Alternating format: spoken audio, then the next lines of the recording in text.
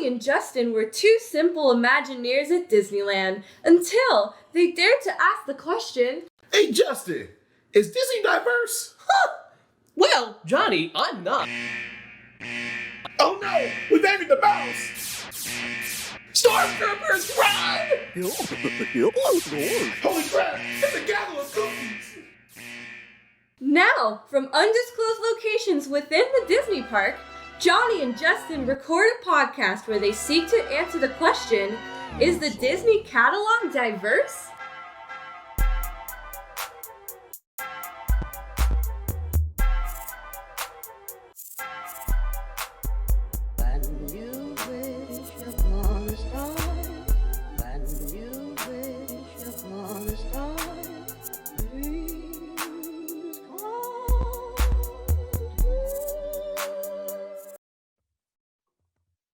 What's up, everybody? Welcome back to another episode of Disney+Diversity. I'm Johnny. And I'm Justin.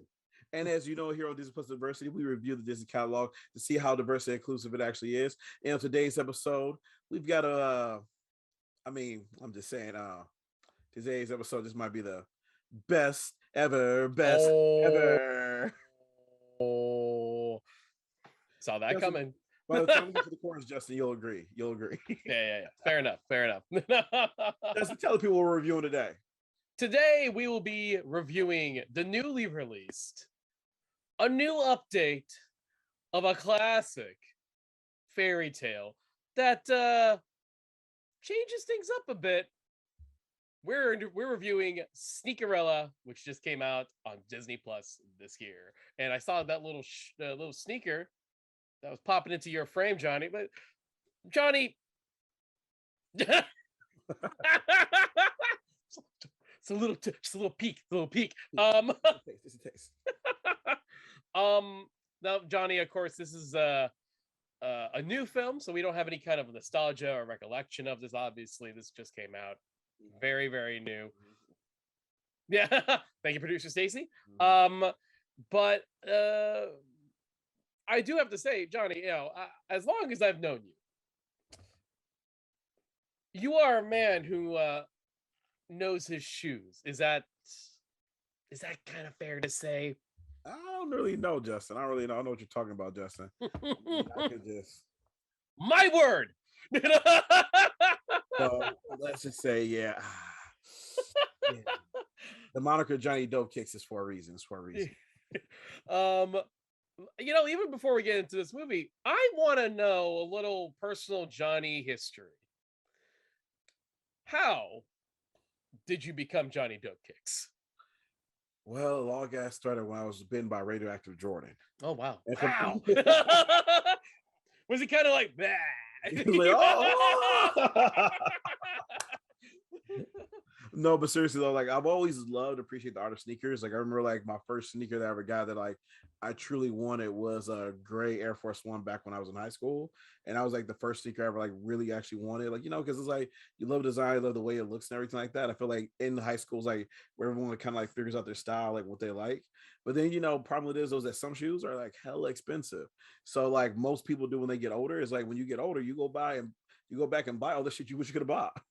So whether it be toys, action figures, comics, collectibles, or in my case, a damn lot of shoes. So I went back and started like about 4 years ago. I was collecting like all the sneakers and everything that I ever wanted.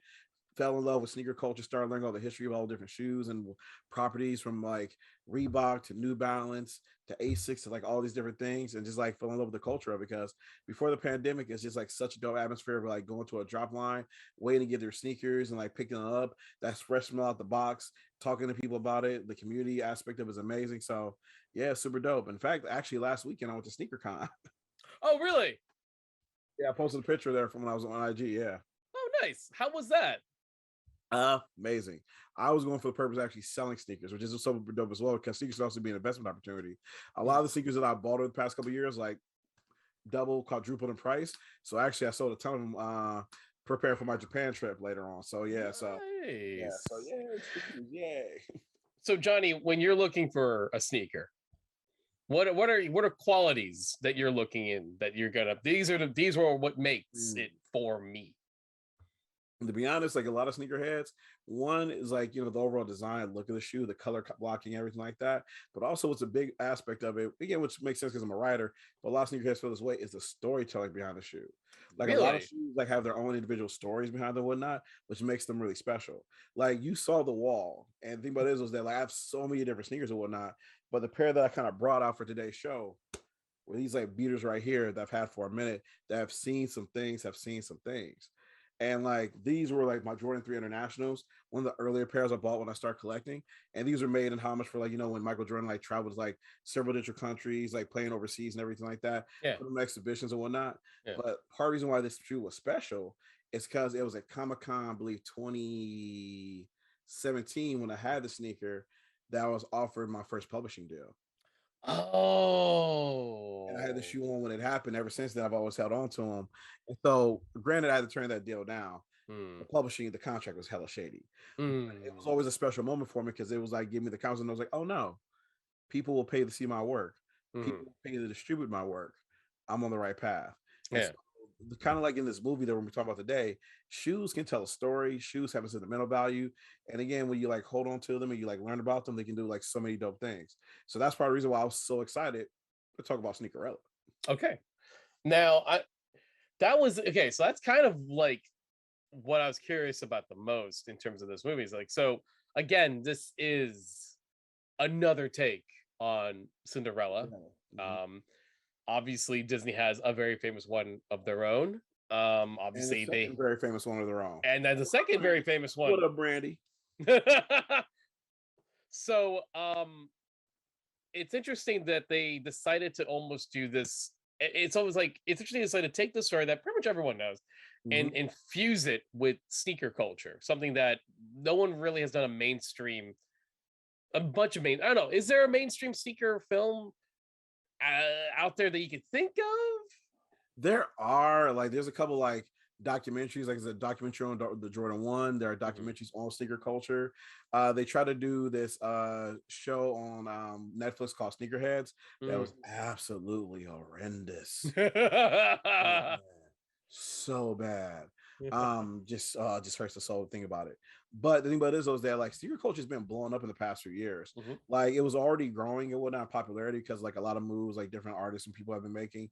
Because like and back in the day when we were growing up, athletes were the main ones pushing sneaker culture. Like you saw who was wearing the court, kids want to go buy that. But today Yeah. it's artists who are like pushing the sneaker cultures from cats like Travis Scott to Pharrell to of course Kanye West. Yeah. So the thing about it is though now it's tying into the music, the fashion, all these different things like that. So sneakers are bigger than ever. And during the pandemic, where everyone had disposable income, a lot of people started jumping on the band wagon as well, started buying a lot of shoes and everything like that, which kind of made the culture like blow up to like become like not just a regular like $1 billion industry for selling shoes, but reselling shoes, the clothes, everything else, blew up to its own industry as well, which has been kind of crazy.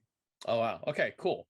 So going into the film, this is a film. This film is now about a young man by the name of L, and he is this his stepfather now, and his stepbrothers all live in Queens, and they run a shoe store that his mom set up. And sadly, his mom passed away because, as is the tradition of many of these Disney projects, one of the parents got to go. But it's also Cinderella, so it's part of the story. So, I mean, literally, we did this in Spin. The mom died in Spin too, but it's Cinderella, so I digress. So it's part of the story. Yeah, it has, it's part of it. But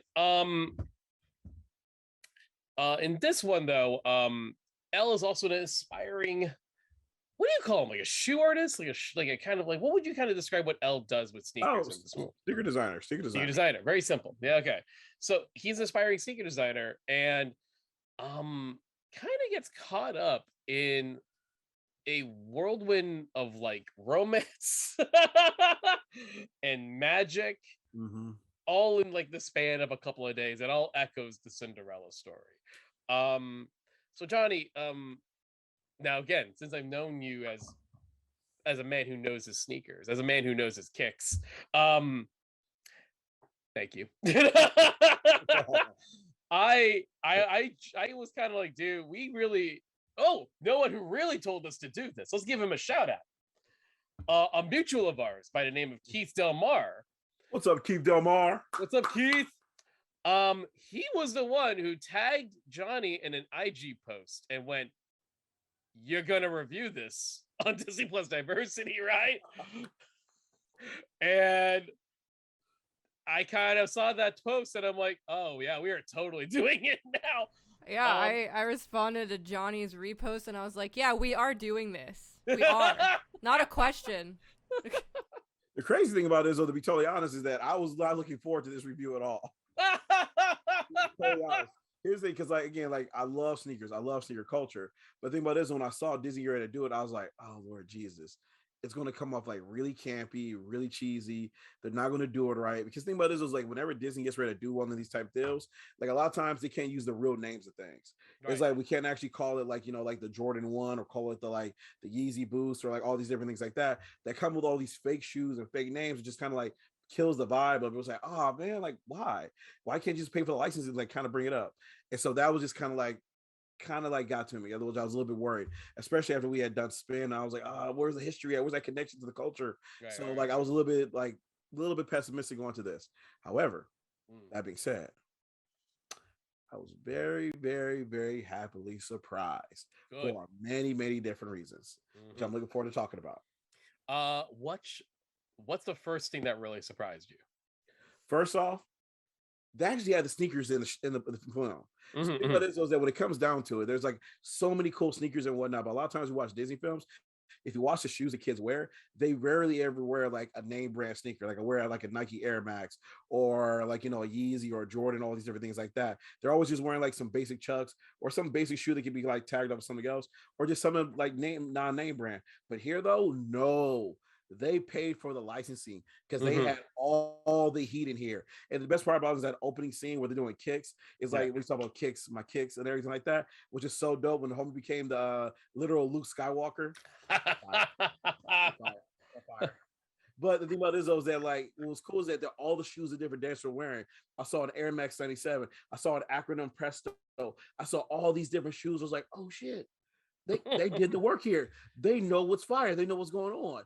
And again, we had moments after moments. It wasn't just for the opening sequence, but then later on, we find out he's like a sneaker psychic in a way, where he can look at a pair of shoes and break down that person's personality, their goals, what they like, and things like that. And when he does it in the line, and actually share a pair of Yeezy Boost, which is a new sneaker, which is like you have time to take Adidas for, super fire. Then later on, we see a pair of Jordan 1s, which is like, oh, those are two conflicting companies. Y'all didn't just go for the licensing deal. You were like, we're telling the story of sneaker culture. And when you're a sneakerhead, you don't just buy one brand. Yeah, you are a sneakerhead. You're buying for multiples. So they brought in all these different ones, even the low tier brands like Vans as well, which is a California staple that's blowing up nationally. Again, they did the work here, which is so dope to see. So in a way, it was like, nah, L loves sneakers. And whoever's behind this movie did the research to show that they love sneakers too. It's so funny. You're right. It's like when you're doing a movie about someone who's like invested in this culture, you're right. Like if you don't try to get the effort of getting the thing that exists in real life, takes you out of it completely.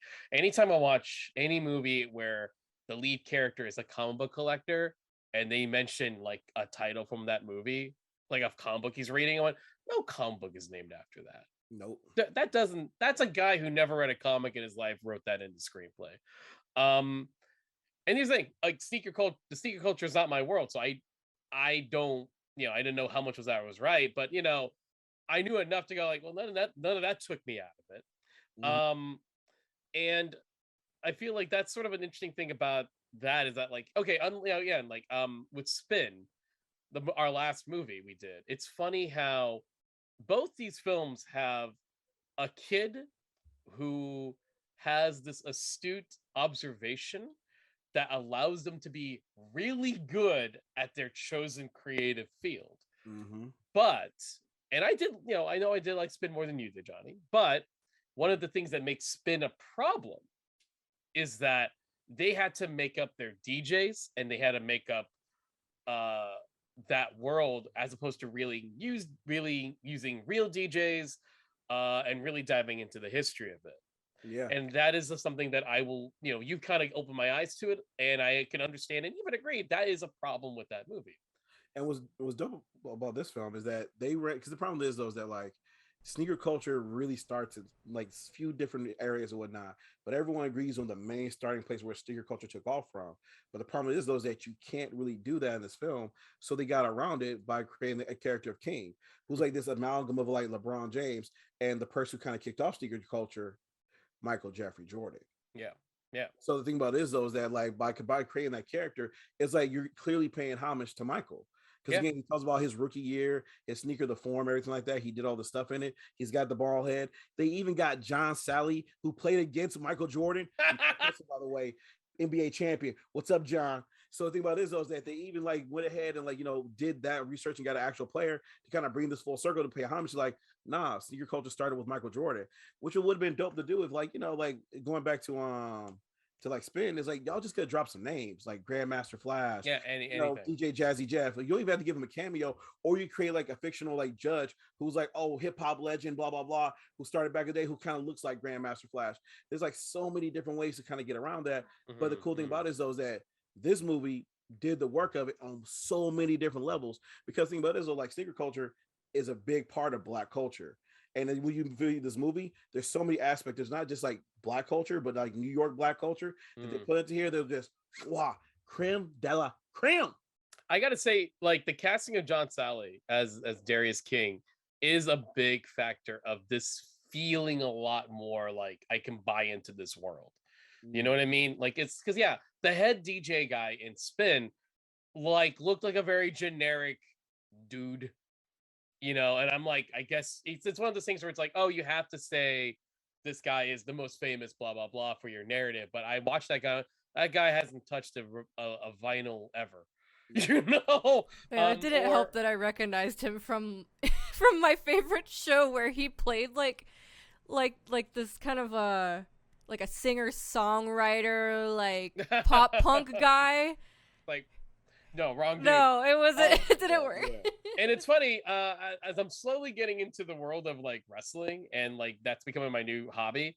I rewatched the movie Ready to Rumble from 2003 with one of my friends. That was the WCW movie. Mm-hmm. And that movie was all centered around a character who's like supposed to be the greatest wrestler of all time, Jimmy King. And I'm watching that movie no, I don't buy this guy being a wrestler whatsoever. Like, I don't believe it. I don't know. Why didn't you cast like an old wrestler who can act, who'd been right for that role?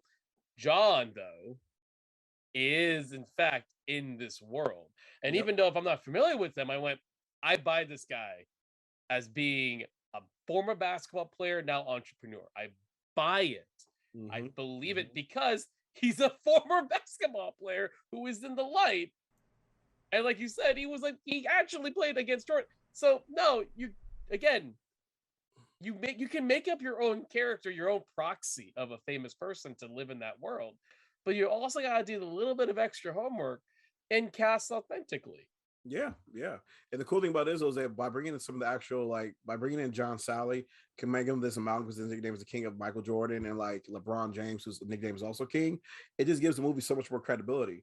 And then the sneakers as well, by actually paying for the likes of those sneakers, gives them more credibility as well, because the sneaker they wore was the Forum, which is legitimately actually having a comeback right now, big time. And there's so many different versions of it and collaborations happening. So the cool thing about it is, though, it just gives this film like a lot of credibility. And it just shows that one of those things we talk about, like when you do a movie, you got to do the homework and you got to do it to the history of these things and pay respect to it. And they did on a lot of different levels. Like one of my favorite things that I also like about the film was because I'm sure we're going to talk about, was the music. Yes. So yes. When I was listening to the music of this film, I was like, you know what? Because a lot of times my main critique is always like, if you're going to do this film, why don't you go and just pay Babyface? Right. Pay Just Blaze. Play insert producer here to go and knock you out a banging soundtrack. And a lot of times Disney doesn't want to cut the bucks, but this time they went and got Elvin Ross. And when I was like, Elvin Ross? Who is Elvin Ross? And again, when I looked him up, he's a Black man. He's a brother who worked on Madea, a bunch of other films, again, from like Black culture, whatnot. Which I was like, okay, Elvin has the history here. And so you kind of gave Elvin a shot, and then Elvin knocked it out of the park. Because me personally, I was like loving this soundtrack. I had to give credit. It was really fire. It was dope. It's because they had it in New York. There's all a lot of respect to like hip hop in a lot of the songs. Like for example, there's a song he sings to his mom. What's the name of it, Justin? Oh shit! It's like the third song. Let me go to the albums on my. I gotta find the CD too. Hold on. Where is it? Producer Stacy, do you know? Wait, what was the song? It's the third song. I believe it's. That he sings to about his mom? Is that what you said? Oh, got it. We're not copyright. It's In Your Shoes.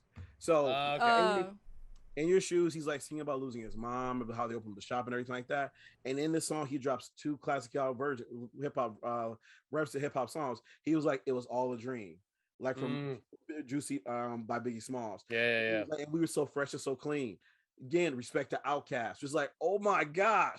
Somebody is doing the work here, which is so dope. So when you hear those references, again, if you're an adult watching this with your kid or your little brother or sister, you hear that in the background, it's like, oh, okay. I see somebody did the work here. And it just makes you appreciate even more. And give credit, the songs all slap too. Yeah. And had a great time listening to them. They really, yeah. I could barely contain it before we even started. I already let it slip, but I've been unironically listening to it in the car, straight up twerking for the past like week.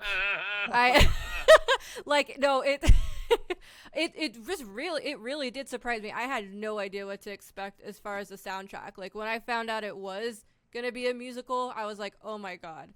I was scared. I thought it was gonna be campy. And I'm just so glad they went the direction they did, and I could tell that, yeah, like Johnny said, and I'm glad that you were able, the references too, but and that you looked into, who helped them with the music, but I could tell, like, I'm so glad that they did their homework and they really, they matched the vibe, and it's really good. I could tell, yeah. No, and respect to Elvin too, though, because as he put this thing together, you can tell that like this whole movie has a very like Hamilton-esque vibe.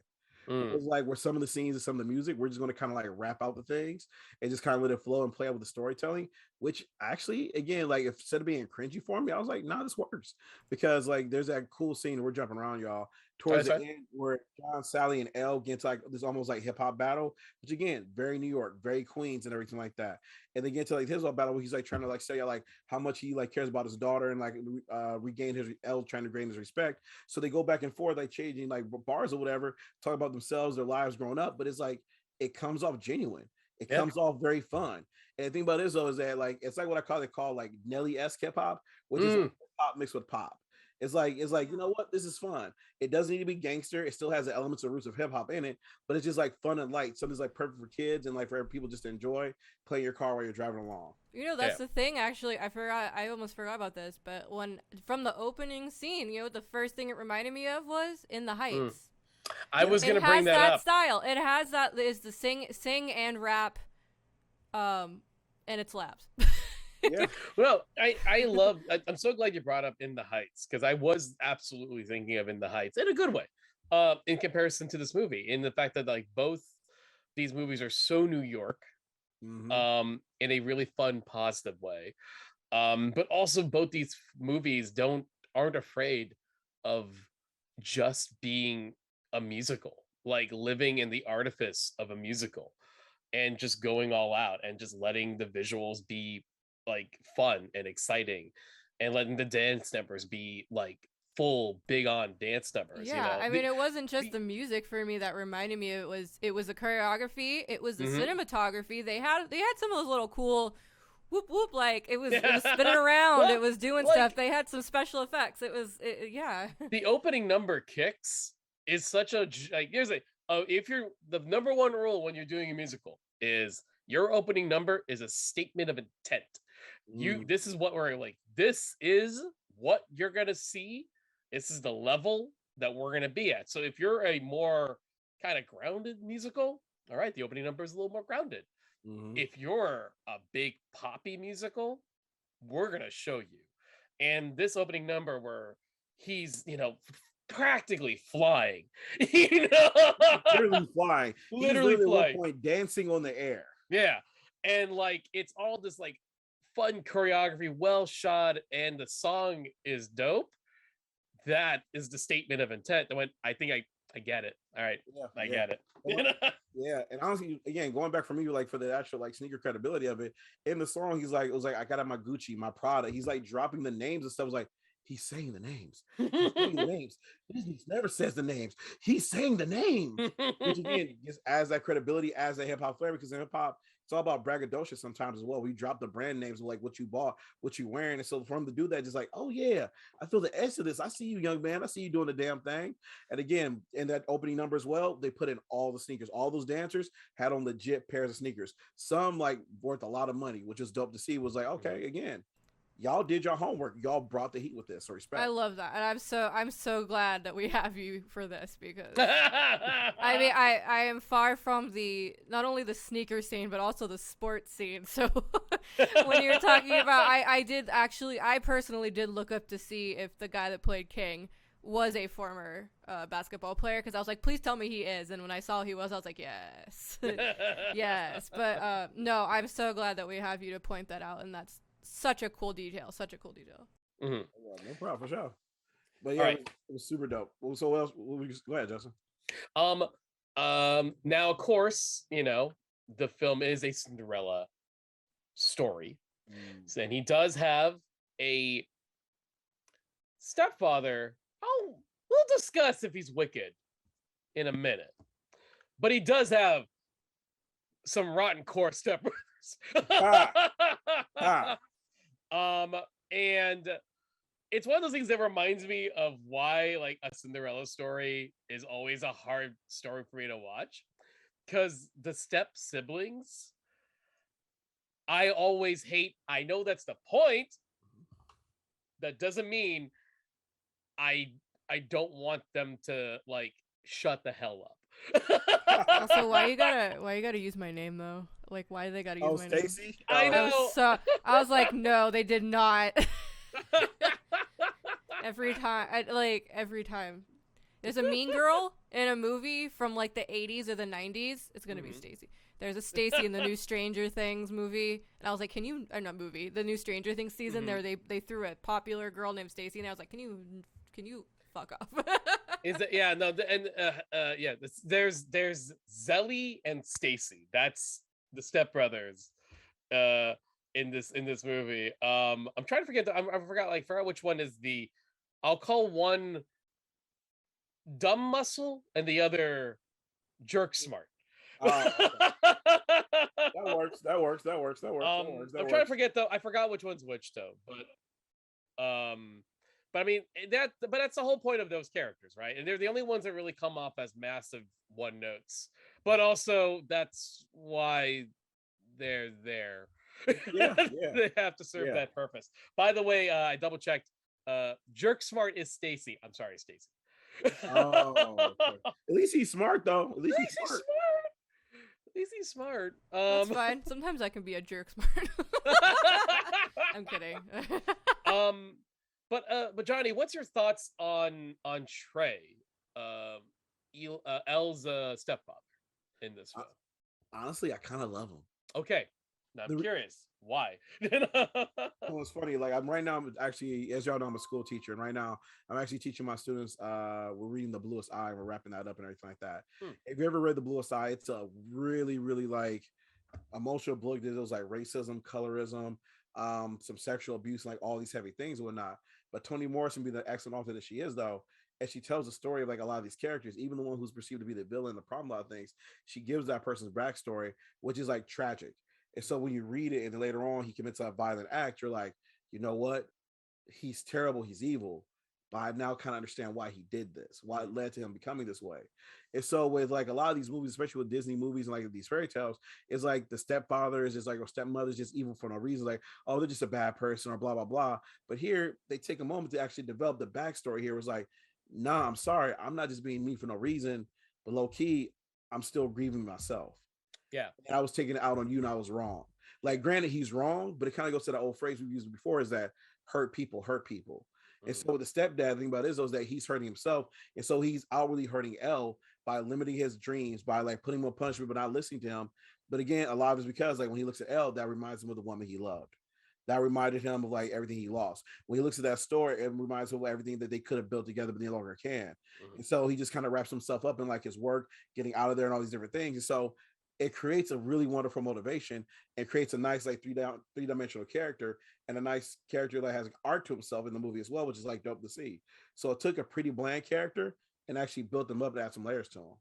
Yeah, and and that's what actually caught my attention too, because that's why I kind of gave its own little little discussion here, because normally easy to just write him as they always write the evil the wicked stepfather. It would have been easy, but I noticed they were actively trying. There's that scene where Elle, being hurt, but he does the point blank kind of hurtful question, did you even love her? And he was like, of course I did. And you can start seeing, oh, that's the first step of making him a little bit more rounded than just being a jerk, just being, his sons though. You gotta work on that. Gotta work on that. I gotta be real though. I don't really like. I know some people like, but I don't really hate, like their song like 999. I was like, I don't hate this. I don't hate this. Oh no. Oh no, that's it. No, the song's good. Nah. Oh no, I ain't hating on the song. The song's great, but those kids need like a little bit of punishment. No, they're the kids in school that I'd want to punch in the face real bad. Real quick, I do want to talk about Elle's friend. And I forgot her. I'm trying. Sammy.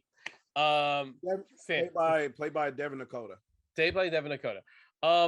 Now I like Sammy overall, but Sammy does remind me of a discussion we had about Spin, in terms of trying to create a character that is okay. Here's the thing. So Sammy is very openly queer in the film.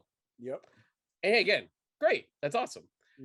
It is the approach they showed it that comes off as more as they pat themselves in the back, but see, we did it. Yeah. Which is a problem that we brought up with Spin, right, Johnny?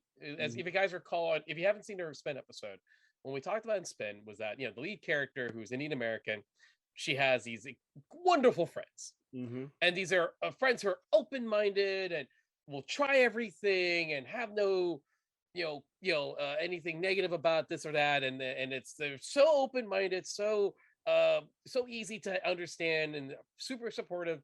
And again, I'm not saying that's bad, but the way the movie does write it as a very case just kind of too easy. Yeah. And I feel that the way they showed Sammy's queerness was very like too easy. Yeah.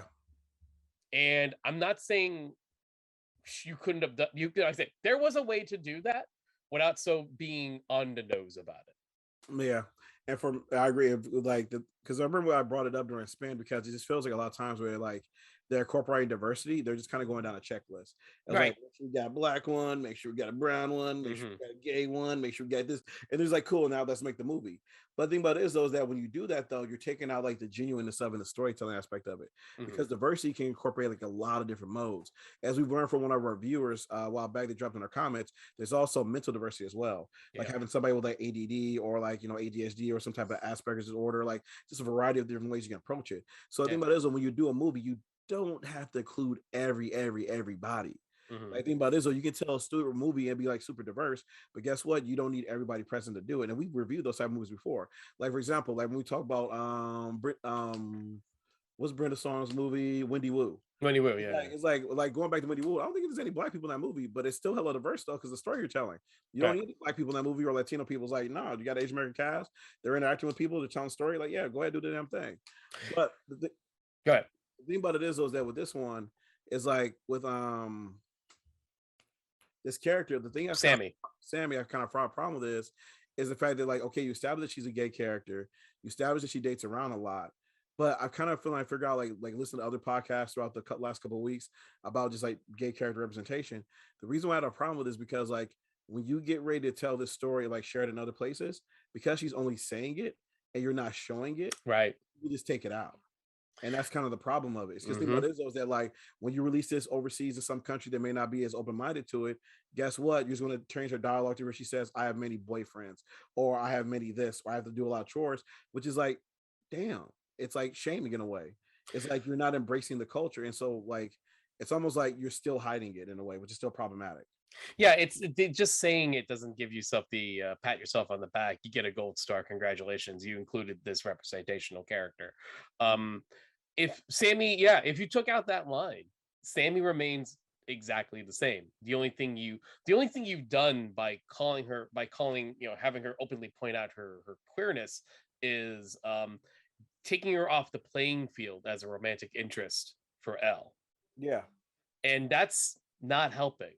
no. If you want to explore her character as an openly queer character, maybe she finds somebody at the event that she was into, or maybe, and we haven't talked about her yet, so we'll get to her in a moment. But maybe Kira's sister she might have interest in. Yeah. I don't know. And even then, you don't do any of it, and you just make her Elle's friend. Exactly. And you don't worry about it. Exactly. Because it's not her story. Exactly. You know? Or you could ever be interested in Kara as well, where she's like trying to chase after as well. They're competing for. Or honestly, to make it like really simple, we should meet somewhere else. She's getting dropped off by her girlfriend. She's like, all right, I gotta go do the shoot thing, but we'll meet up later. She kisses her goodbye, and then boom, we out. Yeah. And it's like done. That's the work right there. Yeah. You've actually done the character, you've like committed to it. It's like cool. Dope as hell. Because the thing about it's funny is I was thinking about like a Disney property that actually does it very well. Is actually a show that we actually need to go back and finish our review for one day. High School Musical, the musical. That's right. Yeah. You're right. Because True. Because what's cool about that show is they have Because what's dope about that is they have LGBTQI characters, but the LGBTQI characters actually kiss, they date, they have love, they have arcs and all these different things like that too. Though. Yes. So it's like you just can't be checking boxes here because in a way, gay characters have become the new token black character that we used to see in the 90s. Ooh. You've got like the like quote unquote like white movie or whatever, and it's like, oh, I know what you did last summer. Bunch of white people and Brandy. It's like you just kind of like just put them in there just so like you check the diversity box, but you're not actually doing the work. Unlike, for example, Scream 2, which a lot of people call quote unquote the black Scream because you put a lot of black people in Scream 2, and it was low-key kind of dope. But the thing about it is that like again, they committed to it versus like another franchise that was just like trying to check a box. Yeah.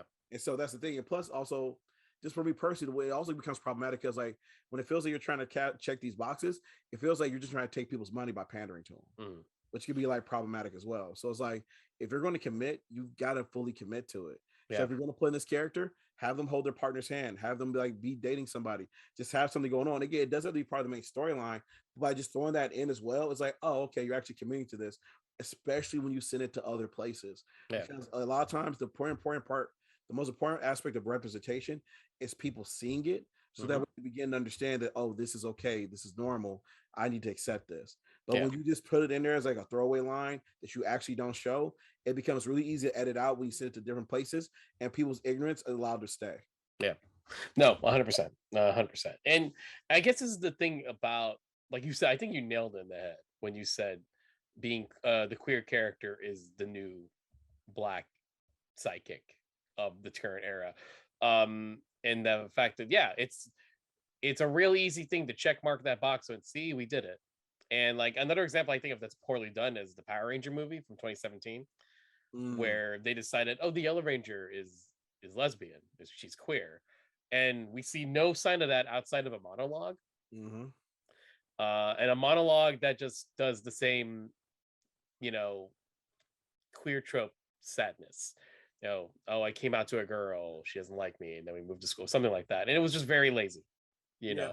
And but they had to put it in the press and be like, we got a gay character before Marvel did. And it's like barely. Yeah. Just barely.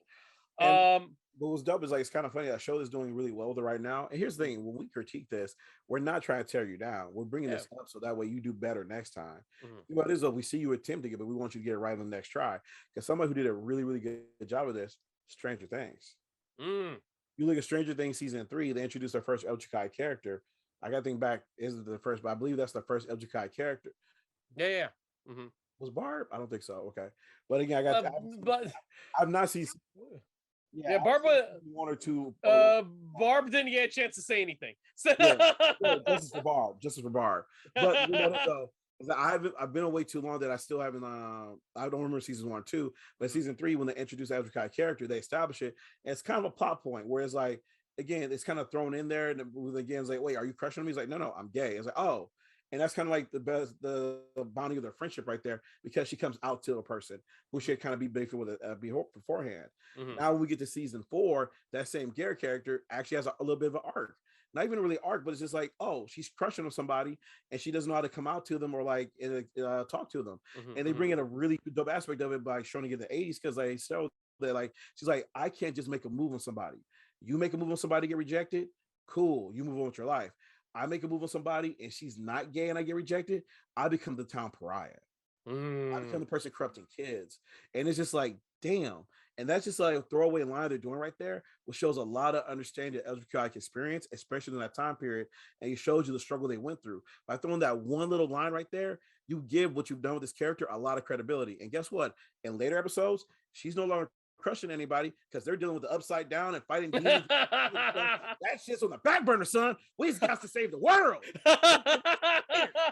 But the thing about it is, guess what? You still have credibility because you took it seriously. Yeah. And so that's the thing. So going to here though, that's the things that like having a gay character, hella dope, because we have so many people who need that representation.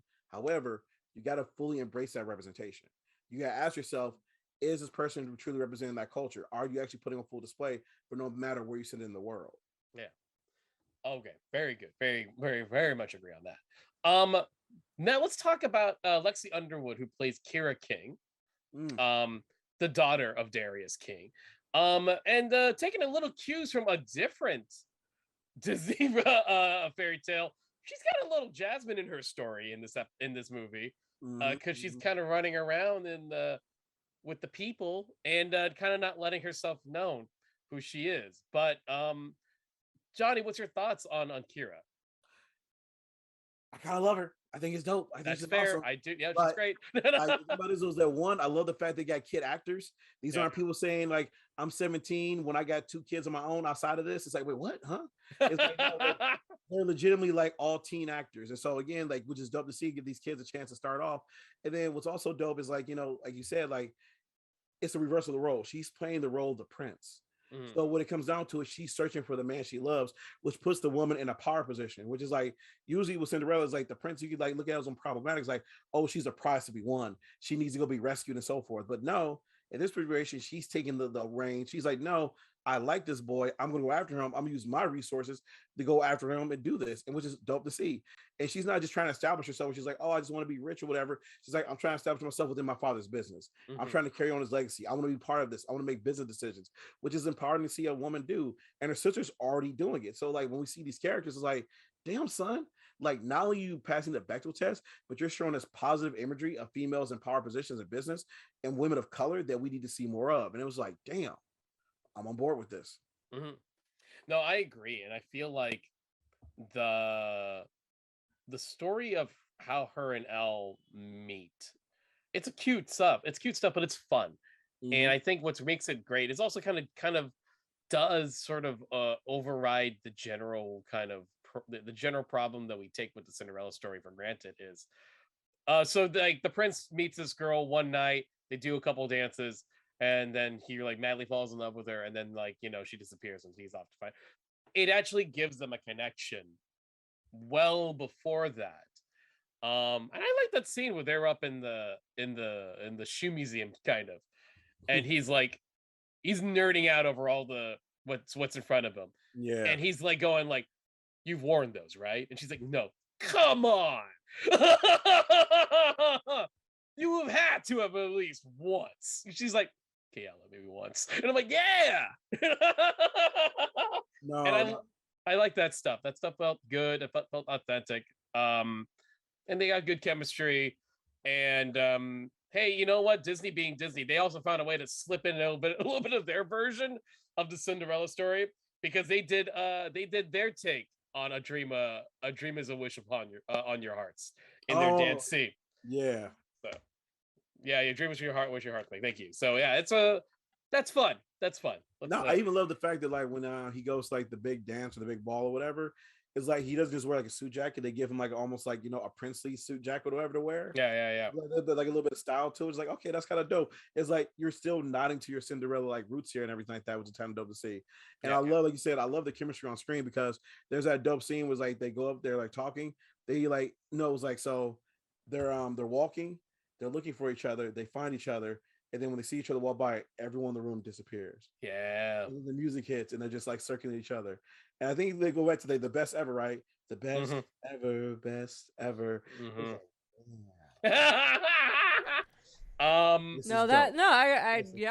That scene gave me a little bit of goosebumps, just a little bit. They got me a little bit.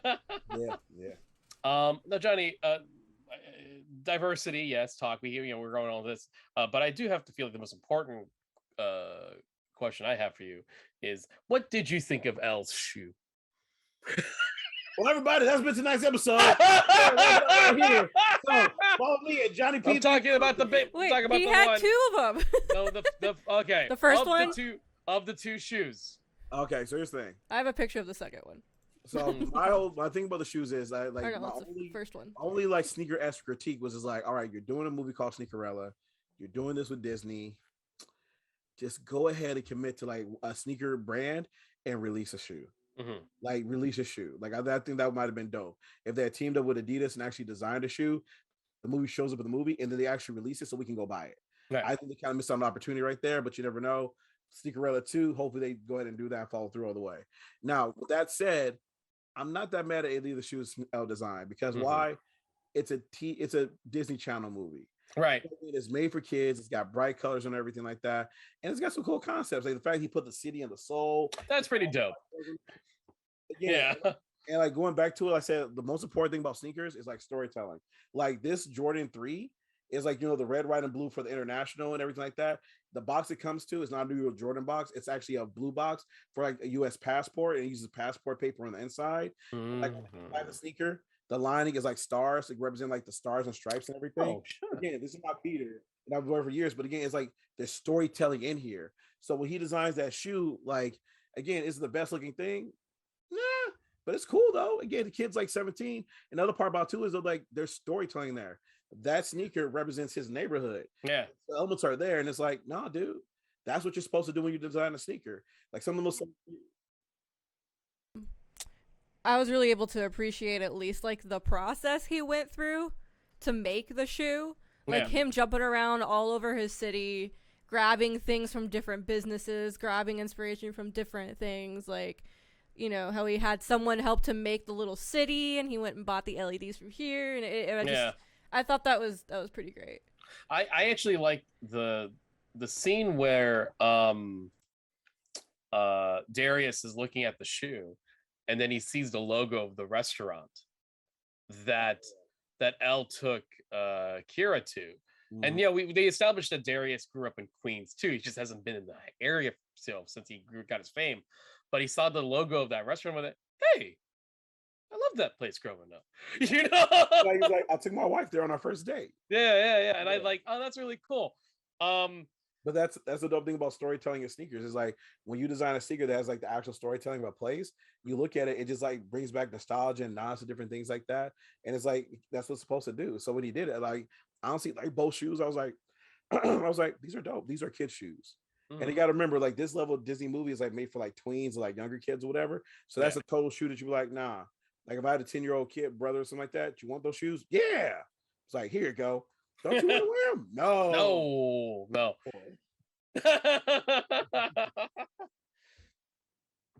All right. Yeah, they're dope though. They're cool. So I'm trying to think of anything else, Johnny, that you can think of that you want to make sure we got taken care of discussion wise. I would say. We haven't talked about the fairy godfather in this situation. You guys haven't mentioned Oh him yet. yeah. Gustavo. I got Gustavo, who I feel like is they wanted Lin-Manuel Miranda. And maybe, and maybe if they were willing to throw the change at Lin, and if Lin wasn't busy, maybe they could have got him. They didn't have the distribution down to get Lin. Lin's like, no, I only do global distribution. Like, nah, y'all ain't paying me enough for this. It's like, I do Moana. I do that. When we go on worldwide, we about to know. He's like, no, I don't do Disney. I don't do Disney Plus. I don't. He's like, I don't. But I still I liked who they got though. I still liked it. No. Like that's the thing. That's what I was actually about to bring up was that like the cool thing about brought the cheese. He brought the campy. He brought the cheese. I loved him. Yeah. The thing about it was that like this movie was also just like kind of like a dope love letter to New York. Yeah. And I remember one of my biggest problems with a show that used to come out that I hated a lot. I just angry when I think about it was the TV show on HBO called Girls. Oh, sure. Mm-hmm. And I remember one of my biggest beefs was that like one of the critiques the actress, the main showrunner got was after season 1, where she's like, how do you do a movie with how do you do a show about New York? And after season 1, you don't have any people of color in it. Yeah. And it was just like all the different places and whatnot. And so the cool thing about this movie was that like, no, like everybody's in this movie. It's like from the woman from the Indian restaurant to Gustavo to like everybody is like being seen here. So that was one of the things that was like super dope was that like it's a love letter to New York and the diversity of the city and the complexities you see within their neighborhood, which is like so cool to see. And then going to Gustavo was dope as hell. Yeah. That very Godfather like type role, that like, you know, advice and everything like that. Keep an eye on them because Ms. Mama friends were dope.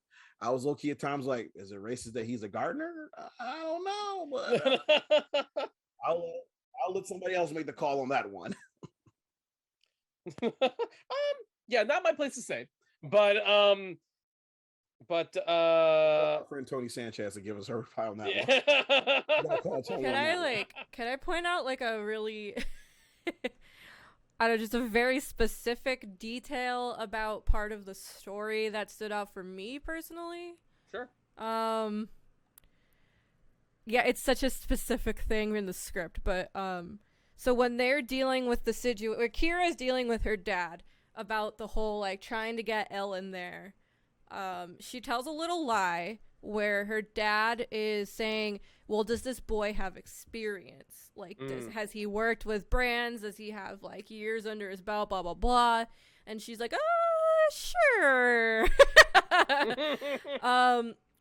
But it was just really interesting to me because it kind of like set something off in my brain, because for me personally, I deal with stuff like that a lot where for me, like trying to get I haven't taken like the most traditional route in the like creative industry myself, and it is, you know, there's still a lot of people like CEOs that really are very much just like, I need to see on paper that you have this many years experience working with blah blah blah, and like, and that's all they see, you know, like that's all they see. They don't see your passion. They don't meet you first. They don't see what you've developed on your own, like personally, your own experience. And it's rough. It's so rough. It's such a rough thing. Because you want to believe in yourself, you know, you have the skills, but it's like no one gives you the chance because on paper it doesn't look like you know what you're doing. And it was a weird story, part of the storyline that just like kind of got me, because it was like in the end he kind of had to like come out and be like, yeah, never worked with anyone before, never had a shoe sold or made specifically, but like I got this passion, and in the end King like took a chance on him, and then he's like, yeah, you know what, I got you, you know.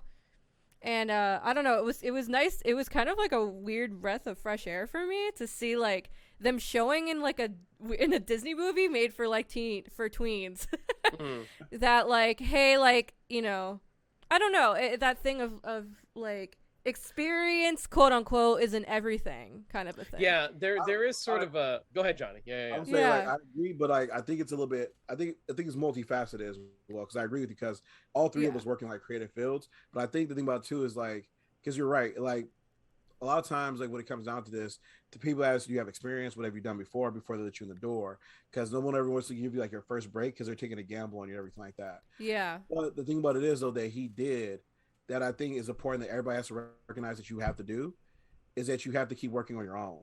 It's like Yes. even though he had never designed Definitely. a shoe for a company, he had designed a bunch of shoes already.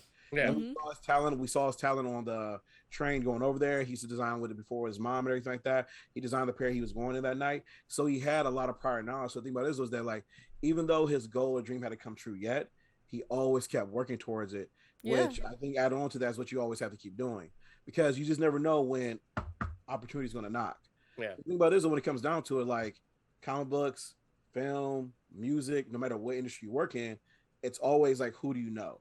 Especially when it comes to creative skills, like who's going to give you that shot. But the thing about it is that when you get that shot, you got to be ready. Yeah. You have to be ready. You have to have something you like. Oh yeah, I'm definitely not knocking that. Like I'm not saying like someone should just give whoever a shot because they're passionate. Like you got to put in the work, I think, and I think it also depends on the situation of the job, you know. Of course. Like there will be situations where it's like you have some experience, but I don't know, I just something I connected to personally that was I thought was like a really nice that they show. I felt seen. I felt seen. Okay. No, I agree. That's the thing. I think that was just like I like the fact because I agree with you. I think that was the other underlying message of it too. Was just that like when you get, it goes back to that Eminem quote. It's like when your shot comes around, like you got to be ready for it, and you have to have something prepared, and you have to have that clip in the chamber. But now it was dope. What were you gonna say, Justin? No, and I feel like that's kind of like it's interesting that like you brought that up, Stacy, that it's like it's kind of refreshing to see that sort of like that's just that actually on screen because media has probably taught a lot of us to just go, well, if you have the talent and the heart, you be able to get what you want to accomplish. And then sadly it's actually not, it's not the case, and the fact that it's in this movie to show, here's the thing, right? Like Darius liked the shoe a lot. Clearly he liked it, but it's still not enough for him. So even though he can see that there was a talent in the shoe that was made, and yeah, it didn't help that his jerk off stepbrothers ruined made it worse. But even then it's like, to be fair, in the scene it's more along the lines he lied that got Darius more upset. But at the same time, no, it's like, Kira did make it a point that like, but you wouldn't have met him if he didn't know anybody. So it's like, why can't talent be enough? And granted, he's a kid who, doesn't have the experience, but if you think he has the talent, isn't that worth getting to talk to him at least and maybe seeing what's possible? But no, like, well, we need to confirm. Again, I get it. Billions of dollars are being spent, but at least they're addressing that reality in a Disney kid movie. Yeah, I think that doesn't happen enough. I think it, well, that was the other part that was really nice about the way that they did it, was they did show that although he's not a huge designer in his own whatever, he's been putting in the work for years and years. He's got that experience. And they acknowledge at the end, he's like, well, I'm going to take a chance on you, but he's going to be there to help him out, exactly, on that business side. But I think it's like, obviously there's plenty of movies where talented teens get this chance all of a lifetime and they get to be whatever. But I think the difference with those, it's like, I even think about, I know we love Lemonade Mouth. I love Lemonade Mouth. It's great. But you think about the band, Lemonade Mouth, like, they go from, they get this big chance, like, they've been together, like, less than a year? Yeah. They had one residency at an Italian restaurant, briefly did a couple shows at their school. I don't even know, like, they're, and then by the end of the movie, they're playing like Madison Square Garden or whatever the fuck. Yeah. And I think it's like, no, that's great. And I mean, stuff can happen that way, but I don't think it's the best way to show, I don't know. It doesn't. It didn't show that much of the like work being put in. It causes some sort of unfair expectations. A little bit. Yeah. Still a great movie, but I agree, because I think that's the thing about it is that it's like you can do that once in a blue moon, but not every movie can have that same message over and over again. Yeah. Like, we're a prodigy, we're really lucky, and things just kind of work out. Because even in Spin, it's like, dude, you know how long it takes to become a good DJ? Mm-hmm. Like, yeah, no, that was like a week, 2 weeks. And you just want to go and beat these people who've been like working on their craft for years, and like that. And it's just like, so it's like, it's dope because not every movie needs to do that. Like, honestly, sometimes you can just take a chance and be like, guess what? Like, I love the movies where it's like they make it there, but they don't win. But the journey was like the best part because they got better. Shout out to like one of the greatest movies ever made, Bring It On. Because in Bring It On, again, they get there and guess what happens? They lose, but they're like, dude, we came in second. It's like we weren't supposed to be here, but we still managed to get to second. Yeah. And it was dope, and they still appreciate it. And when you get there, guess what? It still feels like a win because they did the work to get to like where they got to. So you still feel accomplished for it. So it's like, so it was dope to see them like pull that off and like find that balance to there as well. Well, it's a good message for the it's a good message for the current TikTok age of children who think they can just jump on there and make a TikTok and be famous. Yeah, there's that. Yeah. I was gonna say, because like the thing about this, to anybody like watching, the true message is like, you gotta be grinding. Because you guys just gotta keep grinding. Like, it ain't gonna pay off today, ain't gonna pay off tomorrow.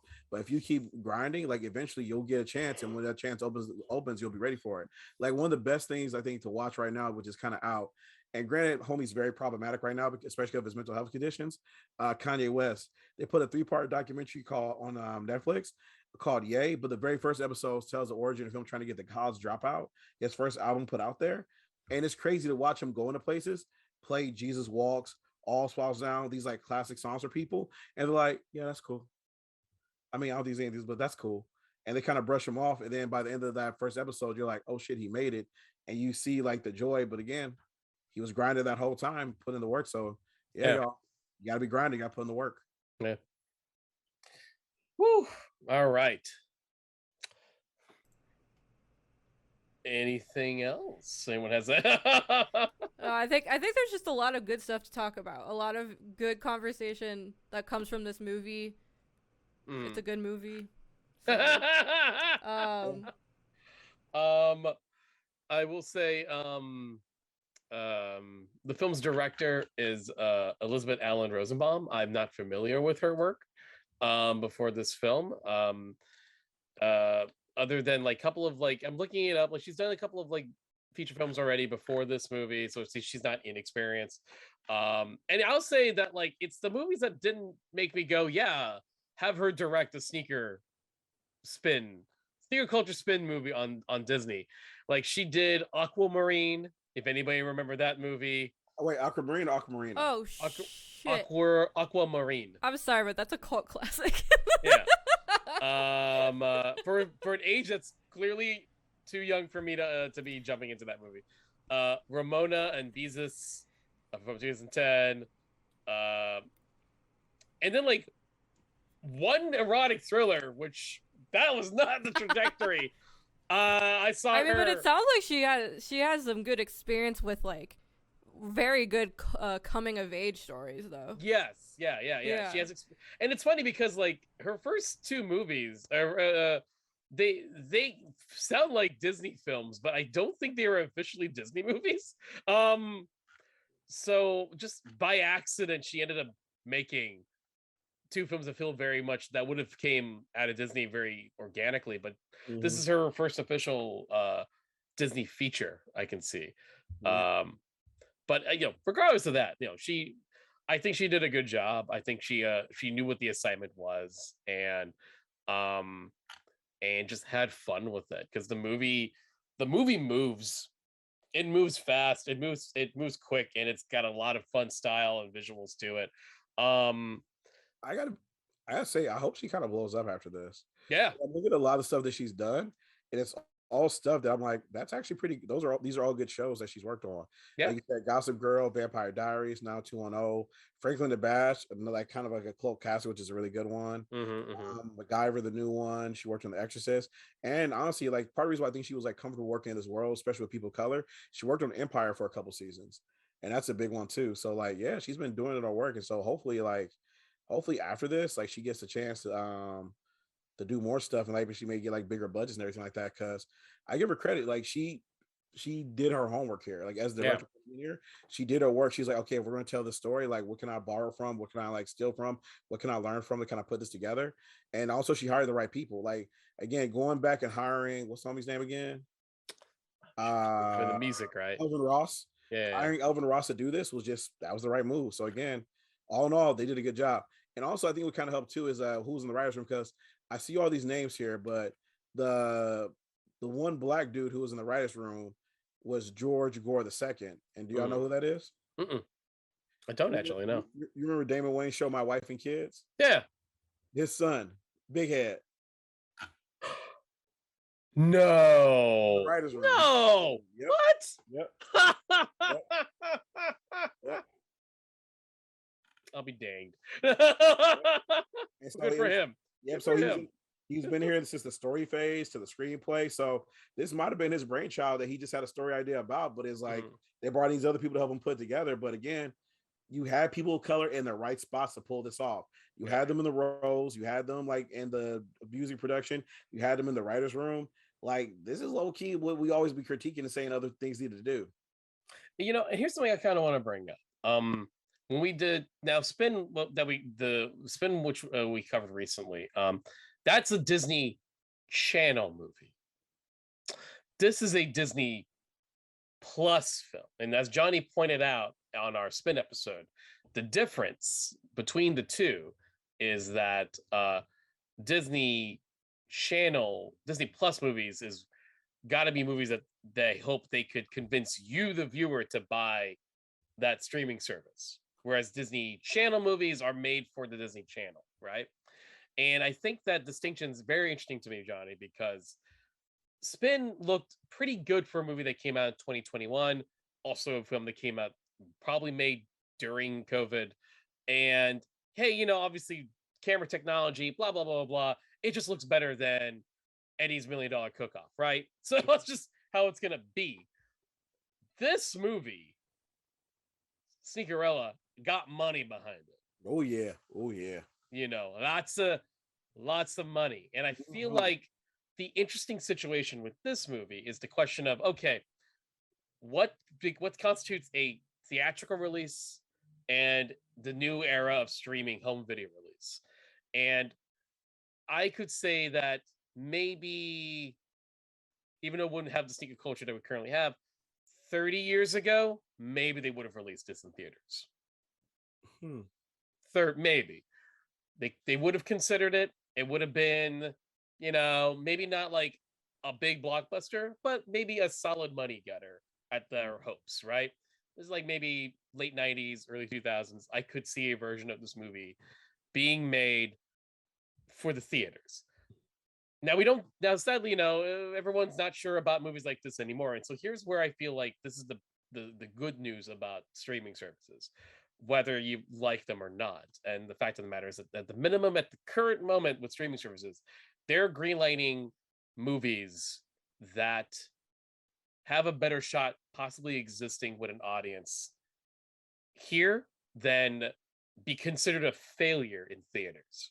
So with this thought, to my brain, is that means they're open to, hey, a sneaker culture spin on Cinderella, and we ensure that the lead character is Black, and that we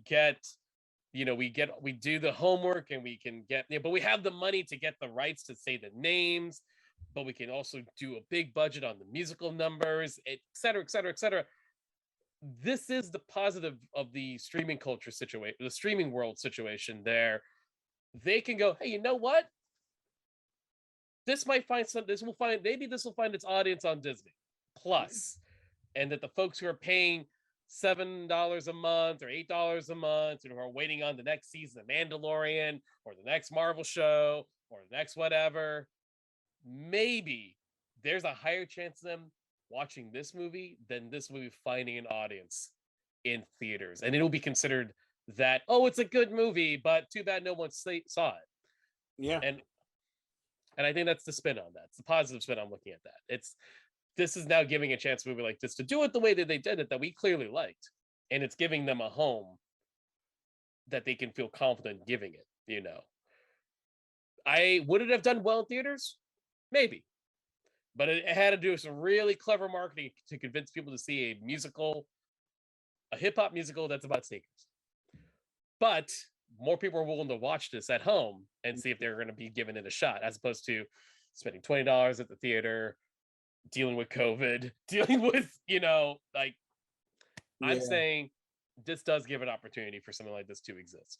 No, I agree, because I think the thing about it is, like you're saying, is that like streaming services, like these types of film streaming services, and sorry, I've been thinking about what everything you've been saying. Aside is that it allows them to take a gamble. Yeah. Shot. Because think about it is, though, like you said, you release this in theaters, there's a lot more stakes involved because of all the theaters you got put into, the marketing budget.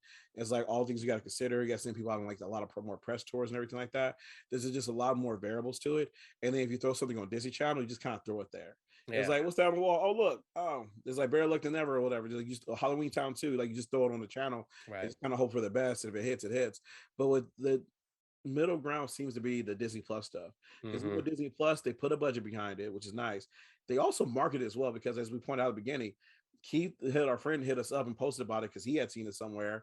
I had friends who, before it came out, messaged me like, have you seen this yet? Because they know I'm a sneakerhead.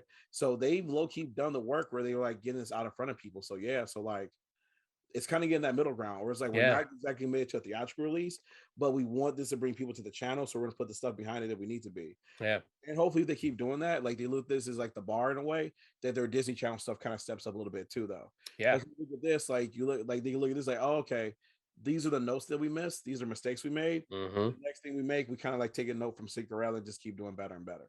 Yeah. But again, though, give it credit. It's like if you look at the timeline of movies we review, like going from like Eliminating That Mouth to Spin to Sneakerella, they're low key keep getting better.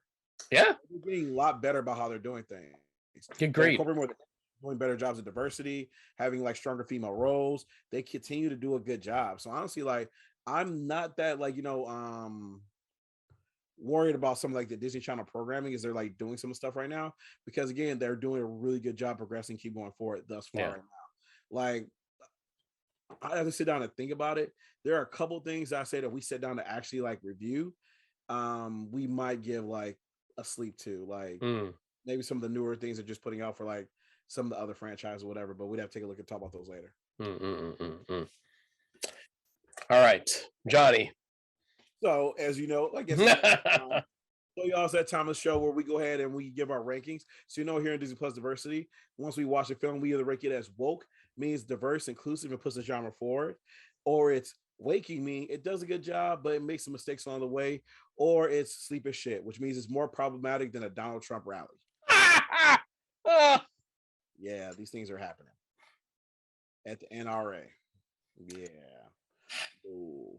But while we go ahead and write down our ranking, really quick, do us a favor, go ahead and write yours down in the comments below or drop in our chat. Tell us what you would give it and why. Are you going to give it woke, waking, or sleep as shit? All right. And Johnny, while me and Johnny are writing this up, Stacy, could you please tell the audience what they got next? All right. Well, I should have asked you guys before because I don't know what we're doing about our schedule since we jumped a week. But are we still gonna go forward with the same next two? At least the movie choices. Okay, just checking. We'll discuss. Stay if you haven't followed us on Instagram, please follow us on Instagram. We do keep up to date, updated on officially when we will be doing our streams. But yeah, due to the mouse finding a way to get rid of Johnny's power last week, we couldn't record our episode. But we will still pick the same movie. Anyway, Stacy, what's the movie? Yeah, so the next movie we're doing a throwback to Flubber. What? What? You got Robin Williams, y'all. Woo! Hell yeah. I personally have not watched that since I was a kid. I'm gonna rewatch it. I also have not seen that movie since I was a kid, so this is gonna be interesting. This should make. Hopefully this will make up. This will make up from that fucking cat. So that fucking cat. Damn it, fucking shit. That fucking racist. Fuck, I am scarred by that shit. Damn it. That fucking cat.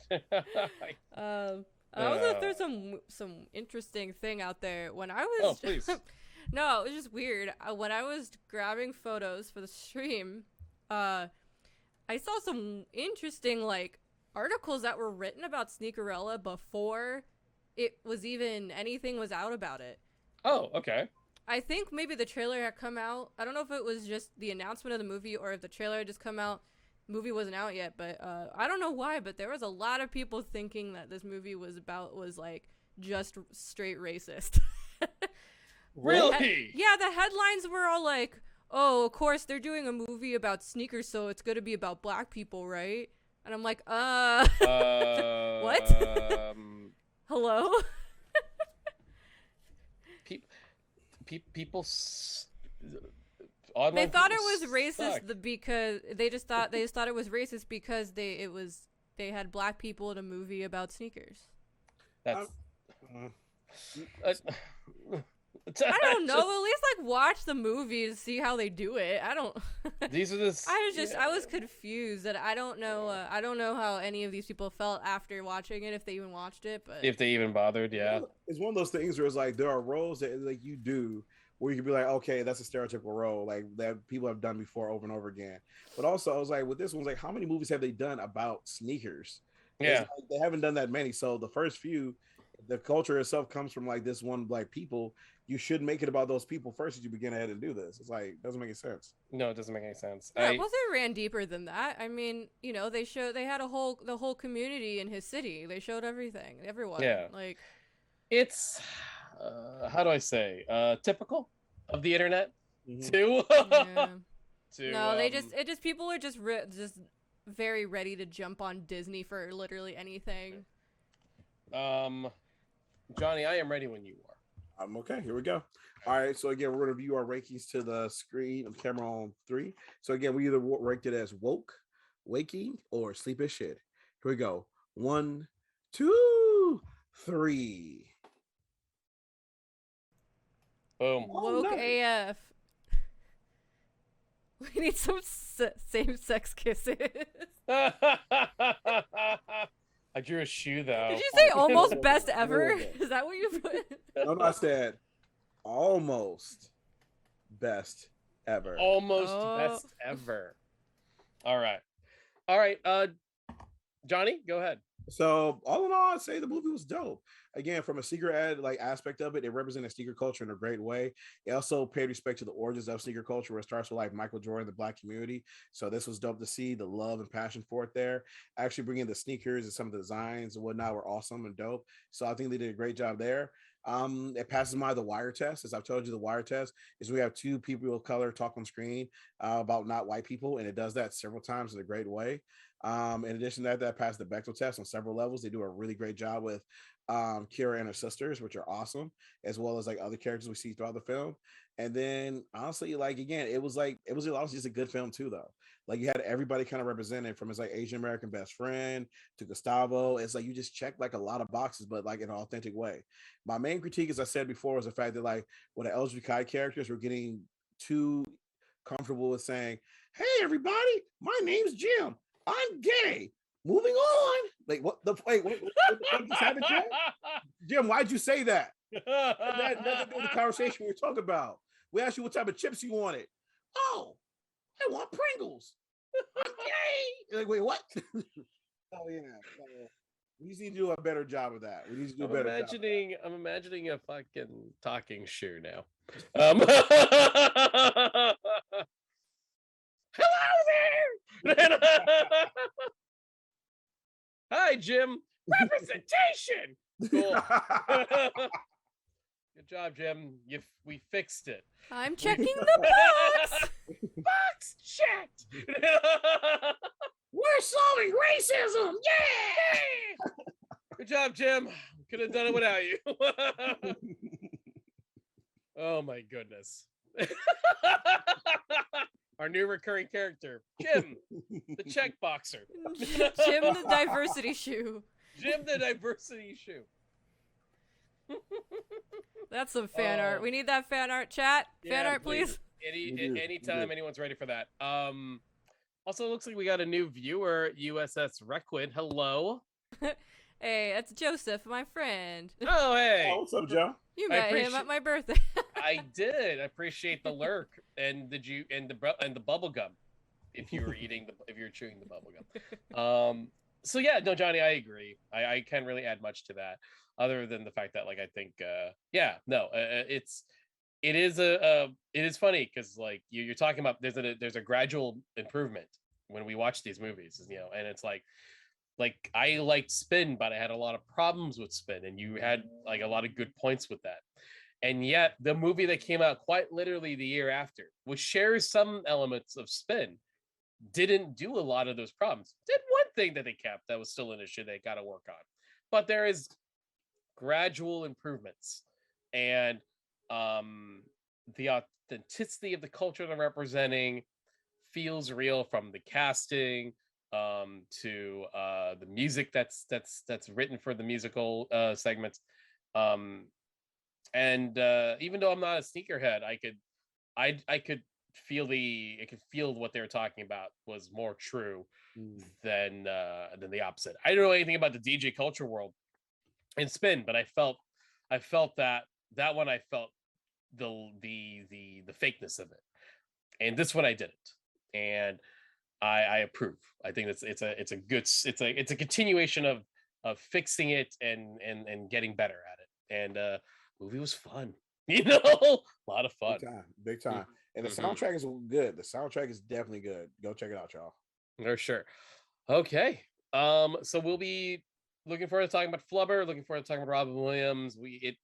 What the heck? What happened? Wait. Okay. My sneaker wall is shaking. What? Shaking. Oh God. Okay. Wait. Johnny, wait. What shoe? What shoe? Is it like? Was it? Only what was that? No! It's Not Nelly and Stacy! Not Nelly and Stacy!